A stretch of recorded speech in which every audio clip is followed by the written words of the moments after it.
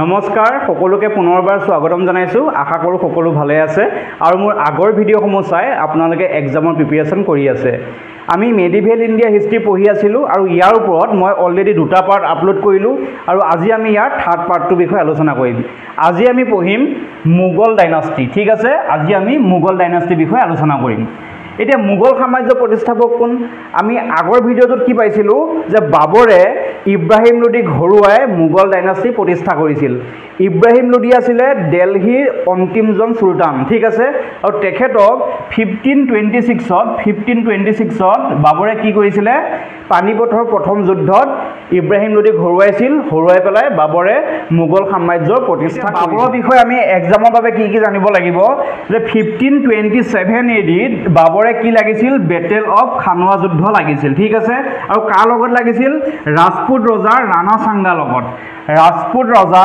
ৰাণা সাংগা লগত 1527 edit বাবৰে battle of খানোৱা লাগিছিল আৰু এই যুদ্ধত বাবৰৰ জয়লাভ হৈছিল ঠিক আছে বাবৰৰ পিছত মোগল সাম্ৰাজ্যৰ সেকেন্ড ৰজা কোন হল বাবৰৰ পিছত মোগল সাম্ৰাজ্যৰ ৰজা হল হুমায়ু আছিল বাবৰৰ পুতেক আছিল হুমায়ু আৰু মোগল সাম্ৰাজ্যৰ সেকেন্ড ৰজা হল হুমায়ুৰ বিষয়ে ইম্পৰ্টেন্ট পইণ্ট কেইটা আমি চাই লম হুমায়ুনে 1539 আৰু 1540 দুখন ইম্পৰ্টেন্ট যুদ্ধ লাগিছিল আৰু ইয়াৰ ওপৰত আমাৰ এক্সামত কোৱেশ্চন আহি থাকে 1539ত বেটেল অফ চৌচা লাগিছিল আৰু 1540ত বেটেল অফ কন্নৌজ লাগিছিল এই দুইখন যুদ্ধ হুমায়ুনে শ্বেৰশাহ সূৰীৰ বিৰুদ্ধে লাগিছিল ঠিক আছে এক্সামত আমাৰ কোৱেশ্চন আহি যাব পাৰে যে হুমায়ুনে 1539 আৰু 1540ত যি দুখন যুদ্ধ লাগিছিল কাৰ বিৰুদ্ধে লাগিছিল তাৰ এনসাৰ হ'ব কি শ্বেৰশাহ সূৰী কিন্তু দুৰ্ভাগ্যবশতঃ এই দুইখন যুদ্ধতে হুমায়ুন পৰাস্ত হয় হুমায়ুনে অমৰকোটলৈ পলাই গুচি যায় মই কি বুলি কলো যে হুমায়ুনে 1539 আৰু 1540 দুখন যুদ্ধ লাগিছিল 1539ত লাগিছিল বেটেল অফ চৌচা আৰু 1540ত লাগিছিল বেটেল অফ কন্নৌজ এই দুইখন যুদ্ধ হুমায়ুনে শ্বেৰশাহ সূৰীৰ বিৰুদ্ধে লাগিছিল কিন্তু এই দুইখন যুদ্ধতে হুমায়ুন পৰাস্ত হৈছিল হুমায়ুন অমৰকোটলৈ পলাই গুচি গৈছিল এই অমৰকোটখন ক'ত আছে পাকিস্তানত আছে আৰু এই অমৰকোটতে 1542 এডিত আকবৰৰ জন্ম হৈছিল এটো খুব ইম্পৰ্টেন্ট যে আকবৰৰ জন্ম কেতিয়া হৈছিল আকবৰৰ জন্ম হৈছিল 1542 এডি আৰু কোড হৈছিল হুমায়ুনে যেতিয়া যুদ্ধধাৰী অমৰকোটত পলাই আছিল সেই তাতেই 1542ত আকবৰৰ জন্ম হৈছিল সো এইকেইটা খুব ইম্পৰ্টেন্ট পইণ্ট আপোনালোকে নোট বনাই লওক শ্বেৰশাহ সূৰীয়ে হুমায়ুনক হৰুৱাৰ পিছত সূৰী শাসন আৰম্ভ কৰিছিল সূৰী সাম্ৰাজ্য প্ৰতিষ্ঠা কৰিছিল শ্বেৰশাহ সূৰীৰ মৃত্যু হৈছিল 1545 এডিত শ্বেৰশাহ সূৰীৰ মৃত্যুৰ পিছত অমৰকোটৰ পৰা পুনৰবাৰ হুমায়ুনে সূৰী সাম্ৰাজ্যত আক্ৰমণ কৰিছিল আৰু কেতিয়া আক্ৰমণ কৰিছিল 1555ত এই 1555ত হুমায়ুনে সূৰী সাম্ৰাজ্যক যে আক্ৰমণ কৰিছিল সেই যুদ্ধখনক কি বুলি জনা যায় সেই যুদ্ধখনক বেটেল অফ সৰহিন্দ বুলি জনা যায় সো বেটেল অফ সৰহিন্দ কাৰ মাজত হৈছিল বুলি গম পালো হুমায়ুন আৰু সূৰী এম্পায়াৰ আৰু কিমান চনত হৈছিল 1555 হুমায়ুনৰ মৃত্যু হৈছিল 1556ত লাইব্ৰেৰী ষ্টেপত খুজকাঢ়ি থাকোঁতে হুমায়ুন পিছলি পেলাই মৃত্যু হৈছিল আৰু কেতিয়া মৃত্যু হৈছিল 1556ত হুমায়ুনৰ যিখন বায়োগ্ৰাফিখনৰ নাম হৈছে হুমায়ুনামা আৰু এই বায়োগ্ৰাফিখন হুমায়ুনৰ সিস্টাৰ গুলবদন বেগমে লিখিছিলে সো এক্সামত কোৱেশ্চন আহি যাব যে হুমায়ুনৰ বায়োগ্ৰাফি হুমায়ুনামা কোনে লিখিছিল তাৰ এনসাৰটো কি হ'ব হুমায়ুনৰ সিস্টাৰ গুলবদন বেগমে লিখিছিলে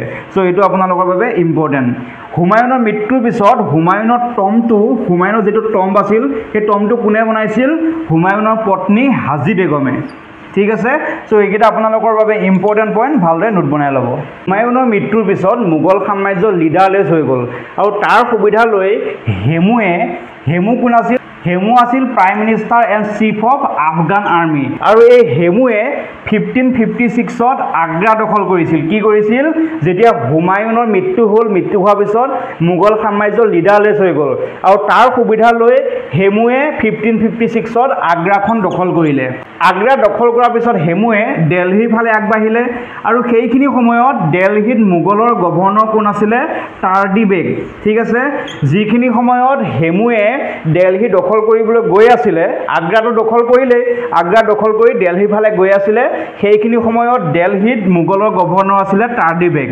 তেতিয়া হেমুৱে দিল্লীৰ ফালে আক্ৰমণ কৰিবলৈ গ'ল এই টাৰ্ডি বেগে বৈৰাম খানলৈ বাৰ্তা পঠালে যে হেমুৰ লগত যুদ্ধ লাগিবলৈ সৈন্য বাহিনী লাগে আৰু অস্ত্ৰ শস্ত্ৰ লাগে সেইবাবে বৈৰাম খানে কি কৰিলে পীৰ মহম্মদ শ্বেৰৱানীক হেমুৰ লগত যুদ্ধ কৰিবলৈ পঠাই দিলে আৰু হেমু আৰু পীৰ মহম্মদ শ্বেৰৱানীৰ মাজত যুদ্ধ হ'ল এই যুদ্ধত হেমু জয়লাভ কৰিছিল ঠিক আছে হেমুৱে পীৰ মহম্মদ শ্বেৰৱানীক হৰুৱাই দিল্লী দখল কৰে আৰু দিল্লীৰ ৰাজ সিংহাসনত হেমুৱে নিজকে ৰাজ অভিষেক কৰে আৰু হেমুৱে ৰজা হৈ তেখেতে কইন ইস্যু কৰিছিল আৰু কইনত তেখেতৰ টাইটেলটো কি দিছিলে বিক্ৰমাদিত্য ঠিক আছে হেমুৱে দিল্লী সিংহাসন দখল কৰি কইন ইস্যু কৰিছিল আৰু কইনত তেখেতৰ টাইটেলটো কি দিছিলে বিক্ৰমাদিত্য আৰু হেমু বিক্ৰমাদিত্যই আছিলে last Hindu king of India so এইখিনি আপোনালোকে বুজি পাইছে যেতিয়া হুমায়ুনৰ মৃত্যু হৈছিল মৃত্যু হোৱাৰ পিছত মোগল সাম্ৰাজ্য লিডাৰলেছ হৈ গৈছিলে তাৰ চান্স লৈ আফগান আৰ্মিৰ পিএম অৰ্থাৎ আদিল শাহ চুৰিৰ জেনেৰেল হেমুৱে আগ্ৰাখন আক্ৰমণ কৰি নিজৰ কব্জাত লৈ গৈছিল আৰু আগ্ৰা আক্ৰমণ কৰাৰ পিছত হেমুৱে দিল্লীৰ ফালে আগবাঢ়িছিল দিল্লীত সেইখিনি সময়ত মোগল গভৰ্ণৰ আছিলে কোন টাৰ্ডি বেগ আৰু টাৰ্ডি বেগে বৈৰাম খানলৈ বাৰ্তা পঠালে যে হেমুৰ লগত যুদ্ধ কৰিবলৈ সৈন্য বাহিনী আৰু অস্ত্ৰ শস্ত্ৰ লাগে বৈৰাম খানে পীৰ মহম্মদ শ্বেৰৱানীক সৈন্য বাহিনীৰ সৈতে হেমুৰ লগত যুদ্ধ কৰিবলৈ পঠাইছিল হেমু আৰু পীৰ মহম্মদ শ্বেৰৱানীৰ মাজত যুদ্ধ হৈছিল সেই যুদ্ধখন কেৱল এদিন হৈছিল আৰু যুদ্ধৰ পিছত হেমুৱে জয়লাভ কৰিছিল আৰু সেই যুদ্ধখনত টোটেল 3000 সৈনিকৰ মৃত্যু হৈছিল এইখিনিলৈকে ঠিকে আছে হেমুৱে দিল্লী জয়লাভ কৰাৰ পিছত দিল্লীৰ ৰাজ সিংহাসনত তেখেতে বহে আৰু নিজকে ৰজা ঘোষণা কৰে আৰু ৰজা হৈয়ে হেমুৱে কইন ইস্যু কৰিছিল আৰু তেখেতৰ টাইটেলটো কি লৈছিলে বিক্ৰমাদিত্য সো হেমু বিক্ৰমাদিত্য আছিলে last Hindu king of India এক্সামত কোৱেশ্চন আহিব who was the last Hindu king of India তাৰ এনসাৰটো হ'ব কি হেমু বিক্ৰমাদিত্য এইখিনিলৈকে ঠিকে আছে এইখিনিলৈকে ভালদৰে বুজি পাইছে যেতিয়া হেমুৱে দিল্লীখন দখল কৰিলে তাৰ পিছত বৈৰাম খানৰ নেতৃত্বত আকবৰে 1556ত সেইখিনি সময়ত আকবৰৰ বয়স আছিলে কিমান 14 বছৰ ঠিক আছে 14 বছৰ বয়সত আকবৰে বৈৰাম খানৰ নেতৃত্বত হেমুৰ লগত যুদ্ধ লাগে আৰু হেমুৰ লগত 1556ত আকবৰে যিখন যুদ্ধ লাগিছিল সেই যুদ্ধখন ক'ত হৈছিলে পানীপথত হৈছিলে আৰু সেইখন আছিল পানীপথৰ দ্বিতীয় যুদ্ধ কনসেপ্টটো ক্লিয়াৰ হ'ল 1556ত আকবৰে বৈৰাম খানৰ নেতৃত্বত হেমুৰ লগত পানীপথত যুদ্ধ লাগিছিল তাৰ কাৰণটো কি আছিল তাৰ কাৰণটো আছিল হেমুৱে দিল্লীখন দখল কৰিছিল সো সেই যুদ্ধখন ক'ত হৈছিলে পানীপথত হৈছিলে আৰু সেইখনে আছিল আমাৰ পানীপথৰ দ্বিতীয় যুদ্ধ এক্সামত কোৱেশ্চন আহি যায় যে পানীপথৰ দ্বিতীয় যুদ্ধ কেতিয়া হৈছিলে তাৰ এনসাৰ হ'ব 1556ত আৰু কাৰ কাৰ মাজত হৈছিলে আকবৰ আৰু হেমুৰ মাজত হৈছিলে আৰু সেই যুদ্ধখনত কোনে জয়লাভ কৰিছিলে পানীপথৰ দ্বিতীয় যুদ্ধ আকবৰে জয়লাভ কৰিছিল ঠিক আছে এইখিনি আমি ভালদৰে বুজি ল'ব লাগিব আৰু এইখিনি আপোনালোকে নোটটো বনাই লওক কাৰণ ইয়াৰ পৰা এক্সামত কোৱেশ্চন আহিব এতিয়া আমি আকবৰৰ বিষয়ে কেইটামান ইম্পৰ্টেণ্ট পইণ্ট চাই ল'ম আকবৰে 1556ত সেকেন্ড বেটেল অফ পানীপথ লাগিছিল আৰু কাৰ লগত লাগিছিলে হেমুৰ লগত লাগিছিল ঠিক আছে আৰু এইখন যুদ্ধত আকবৰৰ জয়লাভ হৈছিলে 1573ত আকবৰে গুজৰাটৰ ফাতেহপুৰ সিক্ৰীক কেপিটেল পাতিছিলে ফাতেহপুৰ সিক্ৰীক কি কৈছিলে আকবৰে কেপিটেল পাতিছিলে আৰু কেতিয়া পাতিছিল 1573 1575ত আকবৰে কি বনাইছিলে বুলন্দ দৰৱাজা বনাইছিলে তাৰ কাৰণটো কি আকবৰে যেতিয়া গুজৰাট দখল কৰিছিলে সেই জয়লাভৰ চিন স্বৰূপে যাতে সেই জয়লাভটো আকবৰৰ বাবে চিৰজগমীয়া হৈ ৰয় সেইভাবে কি কৰিছিলে আকবৰে বুলন্দ দৰৱাজা বনাইছিলে আৰু কিমান চনত বনাইছিল 1575ত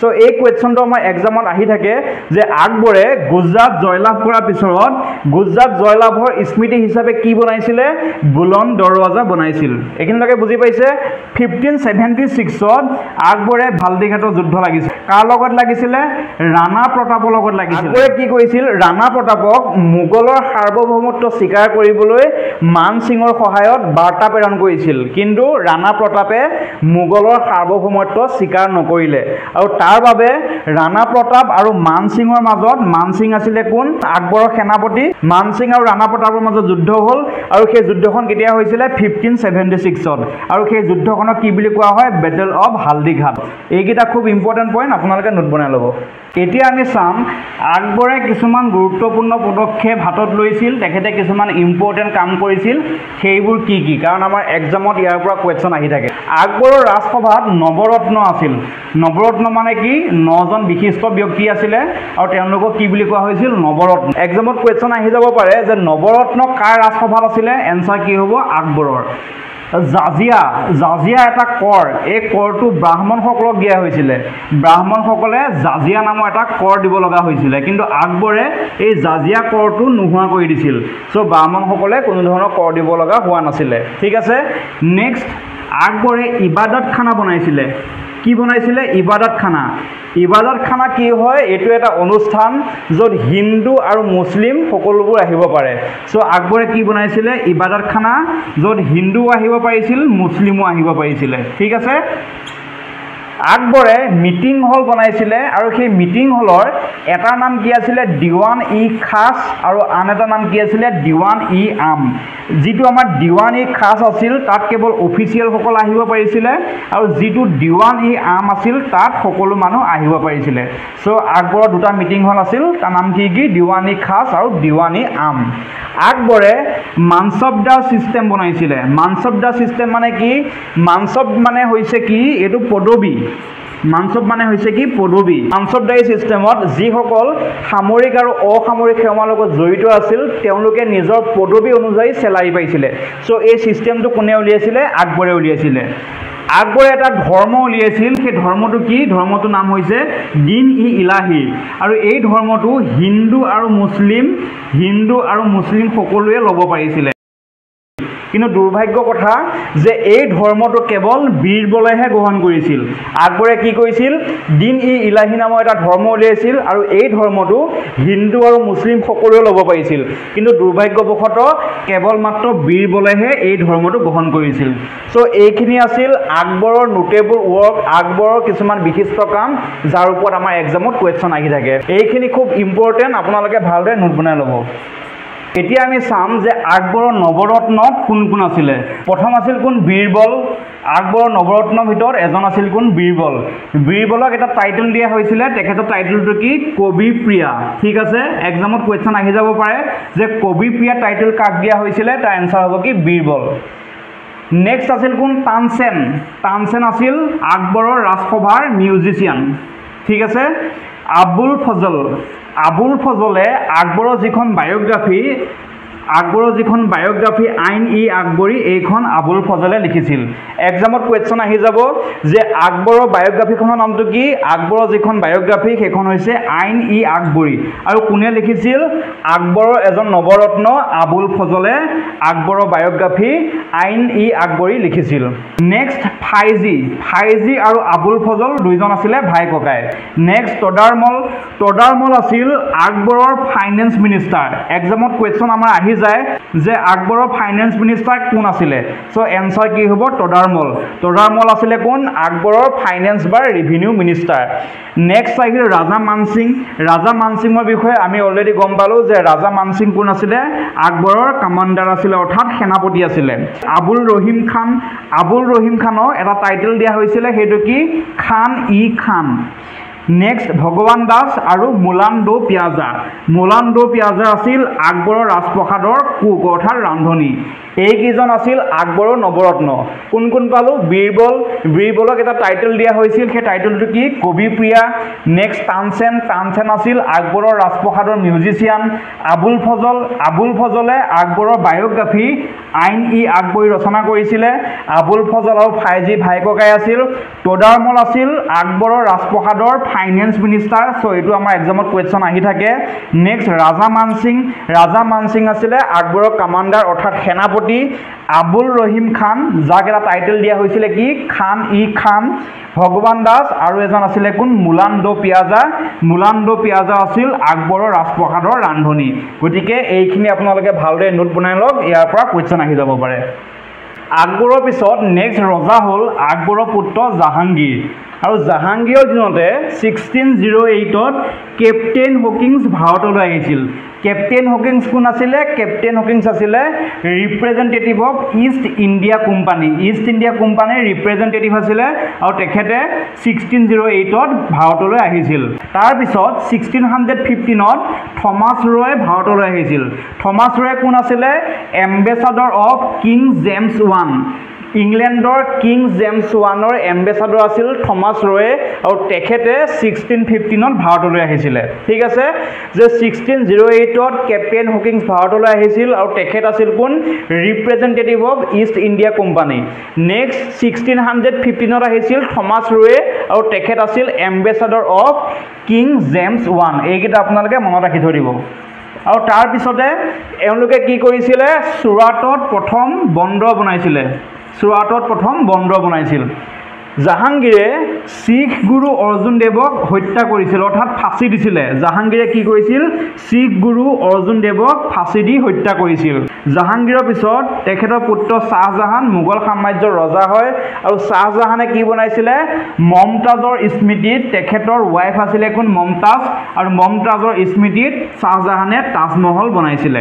শ্বাহজাহানৰ 3জন পুত্ৰ আছিলে, তাৰ ভিতৰত ঔৰংগজেবে 2জনকে হত্যা কৰি ৰাজ সিংহাসনত বহিছিল আৰু তেখেতে কি টাইটেল লৈছিল? ঔৰংগজেবে আলমগীৰ টাইটেল লৈছিলে। এইটো আমাৰ এক্সামত কুৱেশ্যন আহি থাকে যে আলমগীৰ টাইটেল কোনে লৈছিলে? তাৰ এনচাৰটো হ'ব কি? ঔৰংগজেবে।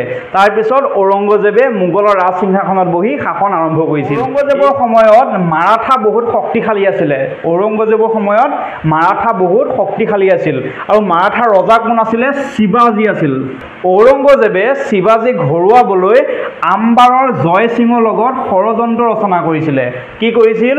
যে মাৰাঠাৰ ৰজা সেইখিনি সময়ত বহুত পাৱাৰফুল আছিল, চ' ঔৰংগজেবে শিৱাজীক হৰুৱাবৰ বাবে আম্বাৰৰ জয় সিঙৰ লগত ষড়যন্ত্ৰ ৰচনা কৰিছিল আৰু জয় সিঙে মাৰাঠাৰ ৰজা শিৱাজীৰ ৰাজপ্ৰসাদলৈ গৈ শিৱাজীক ঔৰংগজেবৰ ৰাজপ্ৰসাদলৈ নিমন্ত্ৰণ দিছিল আৰু সেই নিমন্ত্ৰণ ৰক্ষা কৰি যেতিয়া শিৱাজী ঔৰংগজেবৰ ৰাজপ্ৰসাদলৈ আহিছিল, শিৱাজীক ঔৰংগজেবে বন্দী কৰি ৰাখিছিল। তাৰপিছত 1674ত শিৱাজীয়ে সেই বন্দীত্বৰ পৰা পলাবলৈ সক্ষম হয় আৰু নিজকে ইণ্ডিপেণ্ডেণ্ট ৰজা ঘোষণা কৰিছিল।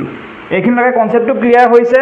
শিৱাজীৰ 2জন পুত্ৰ আছিল, এজনৰ নাম আছিল চাম্ভাজী আৰু আনজন আছিল ৰাজাৰাম। শিৱাজীৰ মৃত্যুৰ পিছত মাৰাঠাৰ ৰজা কোন হৈছিলে? চাম্ভাজী, কিন্তু চাম্ভাজীক ঔৰংগজেবে ফাঁচি দি হত্যা কৰিছিল। চাম্ভাজীৰ মৃত্যুৰ পিছত মাৰাঠাৰ ৰজা কোন হৈছিলে? মাৰাঠাৰ ৰজা হৈছিলে ৰাজাৰাম।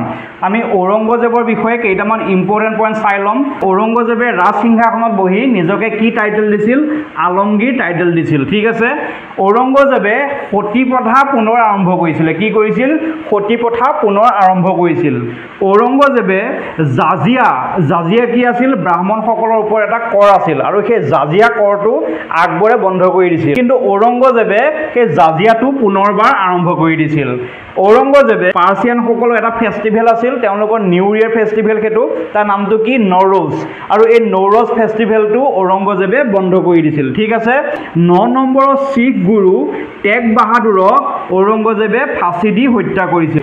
ঔৰংগজেবে যেতিয়া টেগ বাহাদুৰক ফাঁচি দি হত্যা কৰিছিল, তাৰপিছত শিখসকলৰ 10 নম্বৰৰ গুৰু অৰ্থাৎ শিখৰ লাষ্ট গুৰু গোবিন্দ সিঙে মুছলিমৰ সৈতে যুদ্ধ কৰিবলৈ এটা ৱাৰিয়ৰ কমিউনিটি বনাইছিল। তাৰ নামটো কি? তাৰ নামটো হৈছে খালছা। ঠিক আছে, চ' এইটো ভেৰি ইম্পৰ্টেণ্ট। খালছা কোনে বনাইছিল? এইটো কুৱেশ্যন আহি যাব পাৰে। তাৰ এনচাৰটো কি হ'ব? গুৰু গোবিন্দ সিং। গুৰু গোবিন্দ সিং আছিল শিখসকলৰ অন্তিম গুৰু অৰ্থাৎ 10 নম্বৰৰ গুৰু আৰু তেখেতে মুছলিমসকলৰ লগত যুদ্ধ কৰিবলৈ তাৰ কাৰণটো কি আছিল? তাৰ কাৰণটো আছিল 9 নম্বৰৰ যিজন গুৰু টেগ বাহাদুৰ, তেখেতক ঔৰংগজেবে ফাঁচি দি হত্যা কৰিছিল আৰু তাৰ বদলা ল'বলৈ মুছলিমসকলৰ সৈতে যুদ্ধ লাগিবলৈ গুৰু গোবিন্দ সিঙে কি কৰিছিল? খালছা নামৰ এটা ৱাৰিয়ৰ কমিউনিটি গঠন কৰিছিল। চ' এক্সামত আমাক কুৱেশ্যন আহি যায় যে খালছা কোনে গঠন কৰিছিল? তাৰ এনচাৰটো কি হ'ব? গুৰু গোবিন্দ সিঙে। চ' এইখিনি ইম্পৰ্টেণ্ট, আপোনালোকে নোট বনাই ল'ব। ঔৰংগজেবৰ মৃত্যুৰ পিছত মোগল সাম্ৰাজ্য দুৰ্বল হৈ গ'ল আৰু মোগল সাম্ৰাজ্যৰ অন্তিম ৰজা কোন আছিলে? The last king of Mughal dynasty আছিলে বাহাদুৰ শ্বাহ জাফৰ বা বাহাদুৰ শ্বাহ II। আৰু ইয়াৰ পিছতে মোগল সাম্ৰাজ্যৰ পতন ঘটিল। সো আজি ভিডিঅ'টোত ইমানেই আছিলে। আমি সম্পূৰ্ণ মেডিভেল ইণ্ডিয়া হিষ্ট্ৰী ভালদৰে পঢ়িলোঁ আৰু ইয়াৰ লগতে মই আপোনালোকক সাম্ৰাজ্য আৰু কোনখন সাম্ৰাজ্য কোনে প্ৰতিষ্ঠা কৰিছিল তাৰ ট্ৰিক মই আপোনালোকক দি থৈ দিছোঁ। যদি আপোনালোকে সেই ট্ৰিকসমূহ চোৱা নাই মোৰ চেনেলত গৈ সেই ট্ৰিকসমূহ চাই ল'ব। আৰু কোনখন যুদ্ধ কিমান চনত হৈছিল, সেই যুদ্ধখন কোনে কোনে লাগিছিল, এই বিষয়েও মই আপোনালোকক ট্ৰিক দি থৈ দিছোঁ। সো আপোনালোকে মোৰ প্লে লিষ্টত গৈ সেই ট্ৰিকসমূহ ভালদৰে চাই যাব। গতিকে আমি এতিয়া এনচিয়েণ্ট ইণ্ডিয়া হিষ্ট্ৰী কমপ্লিট কৰিলোঁ আৰু মেডিভেল ইণ্ডিয়া হিষ্ট্ৰী কমপ্লিট কৰিলোঁ। যদি আপোনালোকে এই ভিডিঅ'সমূহ চাই ভাল পাইছে তেনেহ'লে লাইক কৰি দিব আৰু চেনেলটো যদি এতিয়াও ছাবস্ক্ৰাইব কৰা নাই তেনেহ'লে ছাবস্ক্ৰাইব কৰি দিব, কাৰণ মই এনেকুৱা ধৰণৰ আৰু ভাল ভাল ভিডিঅ' লৈ আহিম আৰু আপোনালোকৰ বাবে ট্ৰিক লৈ আহিম। সো মোৰ চেনেলটো আপোনালোকে ছাবস্ক্ৰাইব কৰি দিব। সো আজিলৈ ইমানেই, আকৌ নতুন এটা ভিডিঅ' লগ পাম। ধন্যবাদ।